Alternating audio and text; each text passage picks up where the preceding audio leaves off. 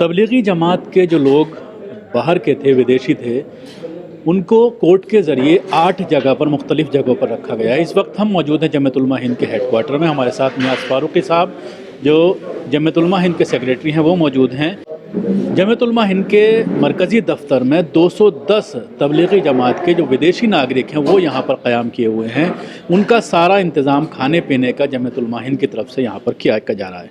क्या कहना चाहेंगे नियाज़ फ़ारूक़ी साहब, किस तरह का अरेंजमेंट इनको लेकर के आपने यहाँ पर किया है, और जिस तरह से दिल्ली के 7 मुख्तलिफ़ इलाक़ों में कोर्ट के ऑर्डर के बाद दे दिया गया उनको, उनका इंतज़ाम आपके ज़रिए, जमात के ज़रिए किया जा रहा है? देखिए, ये एक बड़ा चैलेंज था कि इन लोगों को जब वहाँ से, जहाँ पे इनको क्वारंटाइन में रखा गया था, वहाँ पे जिस तरह की फैसिलिटीज़ हैं वो सारा मुल्क जानता है। आप लोगों ने अखबारों में पढ़ा होगा, मीडिया में इसका वो है। लेकिन वहाँ से जब ये एक बड़ा सवाल था कि इनको कहाँ रखा जाए, किसी होटल में नहीं रख सकते थे, किसी ऐसी जगह कोई मौजूद नहीं थी, तो हमने शुरू में ही गवर्नमेंट ऑफ इंडिया को अपनी तरफ से ये ऑफ़र किया था, बहुत ही शुरू में, कि हम 10,000 लोगों को हम क्वारंटाइन करने और उनको पूरी सहूलत फ़राहम करने के लिए हम अपनी तरफ से पेशकश करते हैं। इसके लिए प्राइम मिनिस्टर को बाकायदा लेटर लिखा गया था। तो अब जब ये सूरत हाल बनी तो हमको गवर्नमेंट ने कांटेक्ट किया और हमसे कहा कि, और मुख्तलिफ़ एम्बेसीज़ ने भी हमको कांटेक्ट किया, हमारा मलेशियन एम्बेसी ने भी कांटेक्ट किया और कहा कि हमारे लोगों को ठहराने के लिए कोई मुनासिब जगह चाहिए। अब ठहराने के लिए जो है जो सहूलतें हैं वो बहुत ज़्यादा अहमियत रखती हैं आजकल के ज़माने में, क्योंकि सोशल डिस्टेंसिंग के साथ ठहराना है, और फिर उनकी सेहत का एयर कंडीशनिंग होनी चाहिए, और उनको जो है कोई ऐसी तकलीफ़ ना हो, क्योंकि काफ़ी लंबे अरसे तक ठहरना है। तो इन तमाम सहूलतों को सामने रखते हुए जो है हम लोगों ने इनको यहाँ पर रखा है, और हमसे जो भी खिदमत हो सकती है। वैसे तो तबलीगी जमात के जो मकामी जो पूरे अफराद हैं, तकरीबन 60 लोग यहाँ पर उनकी खिदमत करने के ऊपर लगे हुए हैं। मकामी वॉलंटियर्स जो हैं वो इसमें हिस्सा लेते हैं। जमीयत उलमा ने अपनी तरफ से हम लोग जो कर सकते हैं, तो हमने अपना कैंपस पूरा उनके लिए वो खोला हुआ है। खाने वगैरह का इंतज़ाम तबलीगी जमात की तरफ से ही हो रहा है? खाने वाले वगैरह का इंतज़ाम जो है हमसे, हमारी तरफ से जो भी होता है, और फिर जो यहाँ के मकामी जो हैं वो वॉलंटरी बेसिस पे करते हैं। अभी इस पूरे मामले को लेकर जिस तरह से तकरीबन 50 दिन तक इनको क्वारंटाइन किया गया, कई लोगों को 2-2 महीने रखा गया, काफ़ी हंगामा हुआ उसको लेकर, अब जिस तरह से आपके ज़िम्मे हैं और बहुत सारे कैंप हैं यहाँ पर रखा गया है, क्या प्रोसीजर चल रहा है कोर्ट में, क्या किस स्टेटस तक ये पहुँचा है? उसके अलावा एम्बेसीज़ किस तरह से लगी हुई हैं इनको अपने घरों तक पहुँचाने के लिए? क्योंकि जिस तरह से हरियाणा में कई केस ऐसे सामने आए जिसमें फैसला दिया गया है कि इनको घर तक पहुँचाया जाए, लेकिन अभी तक कोई इंतज़ाम नहीं हो पाया। देखिए, ये जो दिल्ली के अंदर तकरीबन 965 जो है फॉरेनर्स दिल्ली में, पूरे मुल्क के अंदर 2250 फॉरेनर्स हैं जिनके लिए ये मसला है। अब इनमें से कुछ लोग तो ऐसे थे कि जिनको अरेस्ट कर लिया गया था, फिर उनकी ज़मानतें कराई गई, लेकिन हमारे यहाँ जो ये 210 लोग हैं, ये इनके ऊपर FIR सबके ऊपर है, और FIR में ऐसी दफ़ात हैं कि जैसे कि वीज़ा की शराइत का इन्होंने वो किया, या कोरोना की जो गाइडलाइंस थी उसकी खिलाफ वर्जी की उन्होंने, ये मामूली दफ़ात हैं। इसमें कोई ऐसी दफ़ा नहीं है कि जिसमें गिरफ़्तारी फौरी तौर पर, तो ये लोगों में से किसी को गिरफ़्तार नहीं किया गया, लेकिन इनके ख़िलाफ़ FIR है, और हम ये चाहते हैं वो FIR गलत है और उसकी कोई क़ानूनी बुनियाद नहीं है, और मुख्तलिफ़ अदालतों में कुछ केसेस में फ़ैसले हो चुके हैं। तो हमारी कोशिश ये है कि ये लोग जो है बग़ैर किसी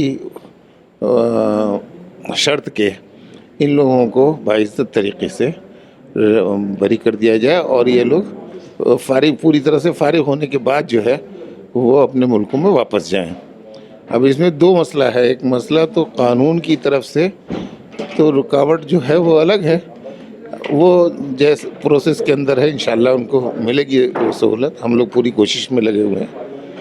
लेकिन दूसरी तरफ ये है कि जब तक कि ये इंटरनेशनल फ़्लाइट्स नहीं खुलती हैं, या उनके मुल्कों की तरफ से कोई ऐसा चार्टर्ड फ़्लाइट वगैरह का कोई ऐसा इंतज़ाम नहीं होता, जब तक हमें इनकी मेहमान नवाज़ी करनी है और हम अभी कोर्ट में कब की डेट लगी हुई है, और उसके अलावा एम्बेसी के लोग क्या आपके राब्ते में हैं, इन लोगों के राब्ते में हैं?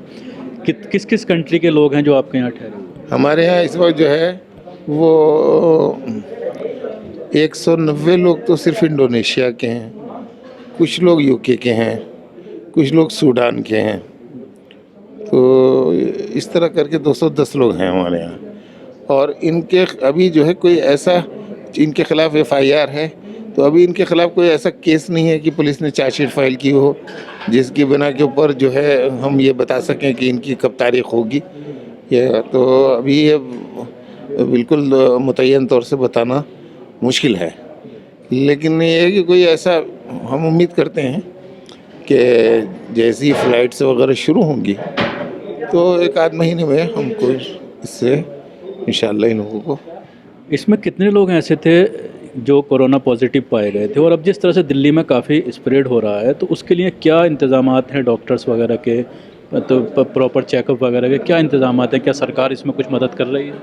हमारे यहाँ 210 लोगों में से कोई कोरोना पॉजिटिव केस नहीं पाया गया है। बाकी सेंटर के बारे में मैं इतनी उसके साथ नहीं कर सकता, लेकिन आपको ये तो मालूम ही होना चाहिए कि जिस तरह से इन लोगों के लिए प्रोपेगेंडा किया गया वो बिल्कुल बेबुनियाद झूठा था। लोग आकर देखें ना कि यहाँ पर तो कोई ऐसा, तो इतने सारे लोग हैं हमारे पास, इतने दिनों से हम इनको रखे हुए हैं और न यहाँ पे ऐसी कोई बात नहीं है, न इनमें से कोई कोरोना पॉजिटिव केस था।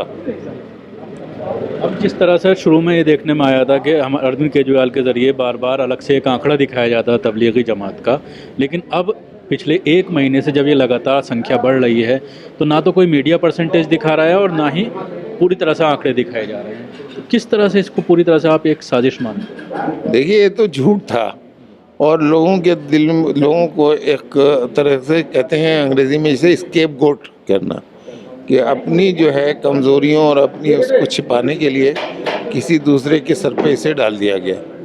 वरना वो शुरू में ऐसा कुछ था कि खौफ बहुत ज़्यादा था, और लोगों के कहीं पे भी अगर लोगों का एक जगह पर लोग जमा हो तो ये यकीनन सही नहीं है और हमें एहतियात तो करनी चाहिए। तो शुरू में ऐसा हुआ था कि एक जगह पे काफ़ी लोग जमा थे, तो उसकी वजह से उनको ये मौका मिल गया ये प्रोपेगेंडा करने का। लेकिन ये है कि पहले ही अगर इनकी ये टेस्ट वगैरह करके और वो देखा जाता तो इनमें से सब काफ़ी लोगों की टेस्टिंग हुई, लेकिन न तो इनमें ऐसा डेथ का रेट का कोई है कि हम ये कह सकें कि इतने लोगों में से साहब इतने लोग, कोई शुमार ही नहीं है कि या न तो इनमें कोई मौत हुई है, न इनकी वजह से लोगों की मौत हुई है, और न ही इनमें कोई ऐसा कोरोना पॉजिटिव का केस है।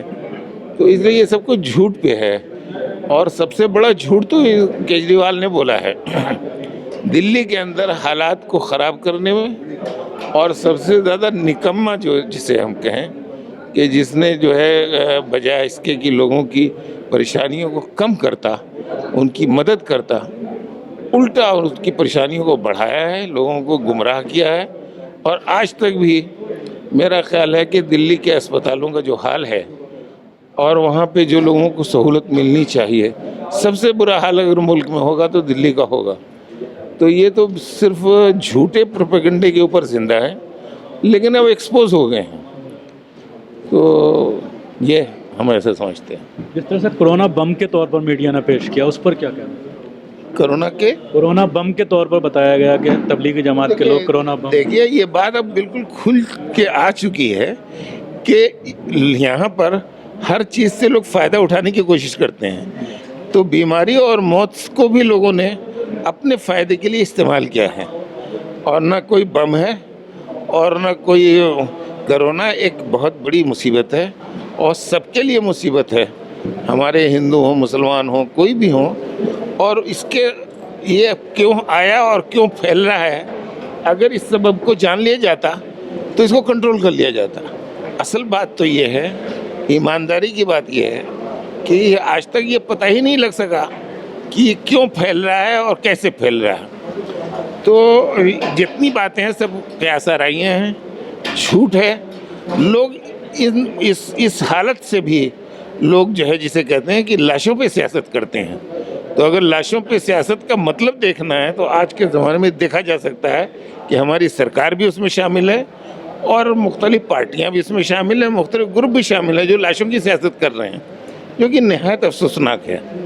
और हमें इसको लेकिन हम अवामी सतह पर जब हम देखते हैं कि जिस तरह से मीडिया को इस्तेमाल किया गया, लेकिन अवाम ने उसका असर नहीं लिया है। और अल्हम्दुलिल्लाह हम ये कह सकते हैं कि मुल्क के अंदर बहुत बड़ी अक्सरियत 90% से ज़्यादा लोग जो हैं वो इस मीडिया के प्रोपेगेंडे से बिल्कुल मुतासिर नहीं है।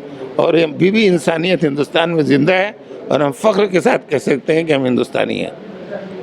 शुक्रिया थे नियाज़ फ़ारूक़ी साहब जो हमसे बात कर रहे थे। ख़ास तौर से 210 लोग जो यहाँ पर गैर मुल्की तबलीगी जमात से जुड़े हुए यहाँ पर ठहरे हुए हैं, उनका पूरा इंतज़ाम, रहने का, खाने पीने का इंतज़ाम किया गया है और हुस्न खूबी उसको जो है अंजाम तक पहुँचाया जा रहा है। दिल्ली से कैमरा पर्सन ताबिश अली के साथ न्यूज़ मैक्स के लिए शकील अहमद।